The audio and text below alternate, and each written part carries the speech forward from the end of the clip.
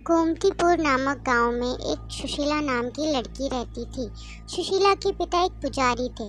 वे रोज सुबह मंदिर में पूजा पाठ करते और सुशीला भी रोज सुबह जल्दी उठकर मंदिर की साफ सफाई करती थी और पूजा पाठ में अपने पिता की मदद करती थी। एक दिन सुशीला सुबह के 4 बजे उठकर अपनी सहेली पिंकी के घर जाती है और उसे आवाज लगाती है, पिंकी, पिंकी, अरे ओ पिंकी, जल्दी उठ, सुबह के 4 बज गए हैं और तू अभी तक सो रही है। जल्दी उठ, नदी पर नहाने जाना है।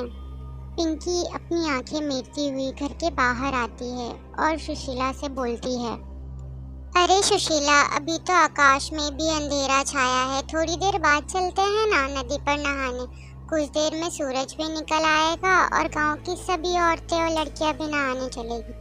तुझे पता है ना, मुझे मंदिर की साफ सफाई करनी होती है। अगर तुझे मेरे साथ नहीं चलना तो ठीक है, मैं अकेले ही नहाने चली जाती हूँ।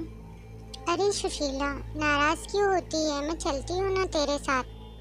फिर दोनों नदी में जाकर नहाने लगती हैं। तभी नदी के किनारे पेड़ के पीछे से पवन और श्यामू नाम के 2 दोस्त सुशीला और पिंकी को नदी में नहाते हुए देखने लगते हैं। अरे श्यामू यार, इन लड़कियों को नदी में नहाते देखकर तो ऐसा लगता है मानो जैसे आसमान से अप्सरा उतर के आ गई हो। अरे इन्हें देख के तो मन बड़ा प्रसन्न हो गया रे। सच कहते हो पवन भैया, इन लड़कियों को नदी में नहाते देखकर तो हमारा मन भी नदी में नहाने को कर रहा है।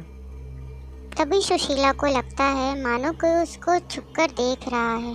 पिंकी, मुझे लगता है कोई हमें पेड़ के पीछे से छुपकर देख रहा है, चल जल्दी चलते हैं यहाँ से। वो दोनों वहाँ से अपने घर चली जाती हैं। अगले दिन फिर सुशीला जल्दी उठकर पिंकी के घर जाती है और उसको उठाने लगती है। पिंकी कमरे से बाहर आकर सुशीला से कहती है, ला, मैं रोज रोज सुबह के 4 बजे तेरे साथ नदी पर नहाने नहीं जा सकती, मेरी सारी नींद खराब हो जाती है।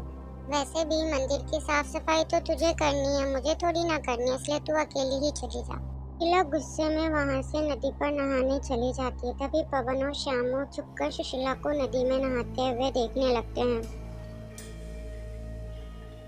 पवन भैया, आज तो ये लड़की अकेली नदी पर नहाने आई है। चल तो फिर आज हम भी नदी में नहाने के मजे लेते हैं, वो भी इस अप्सरा के साथ।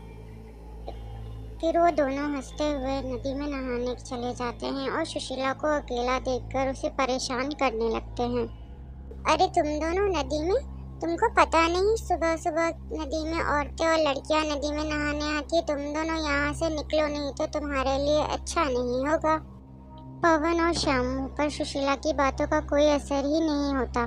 तभी पवन सुशीला का हाथ पकड़ लेता है और हंसते हुए उसको बोलता है, अरे मेरी रानी, इतना क्यों गुस्सा होती हो, हमें भी तो अपने साथ नहाने के मजे लेने दो। और वैसे भी हम तो नहाकर यहाँ से कुछ देर में चले जाएंगे। सुशीला उन दोनों की हरकतों से डर जाती है और जोर जोर से चिल्लाने लगती है। तभी नदी के किनारे से पिंकी सुशीला को आवाज लगाती हुई आती है और पिंकी को देखकर पवन और श्यामू की सिट्टी पिट्टी गुल हो जाती है। अब तुम दोनों की खैर नहीं, मैं और मेरी सहेली तुम दोनों की घटिया हरकतों के बारे में गांव में सबको बता देंगे, देख लेना। पवन हंसते हुए बोलता है। तुझे मैं जिंदा छोड़ूंगा तभी तो गांव में किसी को कुछ बता पाएगी। यह बोलकर पवन सुशीला को नदी में डुबोकर मार देता है और वह दोनों वहां से भाग जाते हैं। कुछ देर में पिंकी वहां आती है और नदी में सुशीला की लाश को तैरता हुआ देखकर जोर जोर से रोने लगती है और भागते हुए गांव जाती है और सभी को सुशीला की मरने की खबर देती है। सुशीला की मौत की खबर सुनकर गांव में सभी को बहुत दुख होता है। सुशीला की मौत के अगले ही दिन कुछ औरतें नदी में नहाते हुए बातें कर रही थी।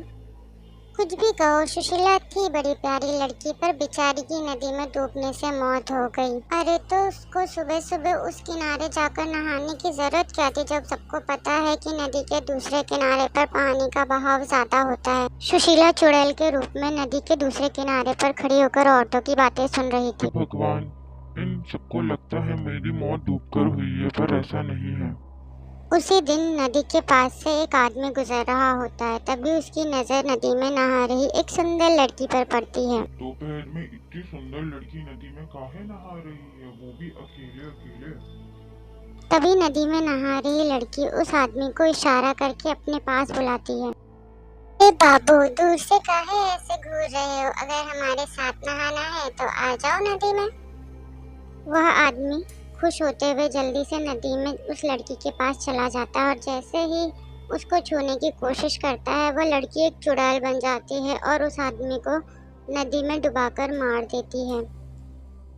फिर सुशीला चुड़ैल नदी के पास से गुजरने वाले हर आदमी को अपनी ओर आकर्षित करती है और जब वे नदी में उसके पास नहाने आते हैं तो नदी में डुबाकर उनको मार देती है। आए दिन ऐसे किसी न किसी के मरने की खबर गांव में आती रहती है। पूरा गांव सदमे में आ जाता है। तभी गांव में कुछ लोग आपस में बातें कर रहे होते हैं।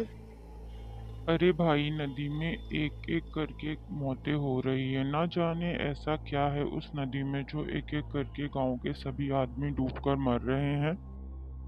सही बोल रहे हो भीमा भाई, हमें तो लगता है उस नदी में जरूर कोई राक्षस है जो हमारे गांव के आदमियों को मार रहा है। भीमा भाई, हम लोगों को मिलकर कुछ ना कुछ तो करना ही पड़ेगा, नहीं तो ना जाने और कितने लोगों की जान जाएगी नदी में डूबकर। अगले दिन भीमा अपने भाई सुरेश के साथ नदी के वहां से जा रहा था कि तभी भीमा को नदी में किसी लड़की की गुनगुनाने की आवाज आती है। अरे सुरेश, ये लड़की कौन है जो इस तरह से गुनगुनाते हुए नहा रही है? ये हमारे गांव की तो नहीं लगती। अरे बाबूजी, मुझे दूर से देखोगे या मेरे पास भी आओगे? अरे आ भी जाओ, मुझे अकेले नदी में नहाने से मजा नहीं आ रहा। तुम साथ नहाओगे तो बड़ा मजा आएगा। सुंदर लड़की की बुलाने पर भीमा से रहा नहीं जाता और सुरेश के मना करने के बाद भी भीमा नदी में उस सुंदर लड़की के पास नहाने चला जाता है। कुछ ही देर में वो सुंदर लड़की एक चुड़ैल बन जाती है और भीमा का गला दबाकर उसको नदी में डुबाने लगती है। सुरेश जल्दी से गांव जाता है और गांव के लोगों को और मुखिया जी को सारी बात बताता है। मुखिया जी जल्दी कुछ कीजिए, नहीं तो वो चुड़ैल मेरे भाई को मार देगी। फिर गांव के लोग और मुखिया जी पुजारी जी को लेकर नदी के पास जाते हैं। चुड़ैल, छोड़ दे इस बेचारे आदमी को। आखिर क्या बिगाड़ा है इसने तेरा? क्यों तू इसको नदी में डुबाकर मार देना चाहती है? मैं गांव में किसी आदमी को नहीं छोड़ूंगी, मार डालूंगी मैं सभी को। जैसे मुझे मारा गया था वैसे ही मैं नदी में डुबाकर सभी आदमी को मार दूंगी। भीमा चिल्लाता हुआ। तारी जी, गांव वाले, सुरेश, अरे कोई तो मुझे बचाओ। ये क्या बोल रही है तू? आखिर तू है कौन जिसे नदी में डुबोकर मार दिया गया था?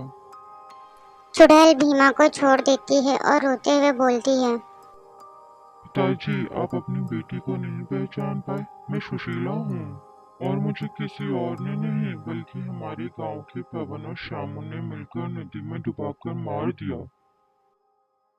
चुड़ैल की बात सुनकर गांव के सभी लोग हैरान रह गए। ये क्या बोल रही है तू? तू मेरी बेटी सुशीला है, पर मैं तुम पर कैसे यकीन करूं? तुम मेरी बेटी सुशीला हो? फिर चुड़ैल अपने जादू से सुशीला बन जाती है। अब तो आप सभी को यकीन हो गया ना कि मैं ही सुशीला हूँ। पर बेटी, तुम्हारी मौत तो नदी में डूबने से हुई थी। फिर चुड़ैल सभी को बताती है कि कैसे पवन और श्यामू ने उसके साथ बदतमीजी की और किसी को कुछ पता नहीं चले, इसलिए उन दोनों ने मिलकर सुशीला को नदी में डुबाकर मार दिया। जब तक पवन और श्यामू को उसके किए की सजा नहीं मिलती तब तक मैं ऐसे ही लोगों को नदी में डुबाकर मारती रहूंगी। पुजारी जी मुखिया जी से बोलते हैं। मुखिया जी, मेरी बेटी को न्याय दीजिए, नहीं तो वे ऐसे ही तड़पती रहेगी और आदमियों को मारती रहेगी। मुखिया जी को चुड़ैल और पुजारी जी की बात सुनकर श्यामू और पवन को उसी दिन फांसी की सजा दे दी।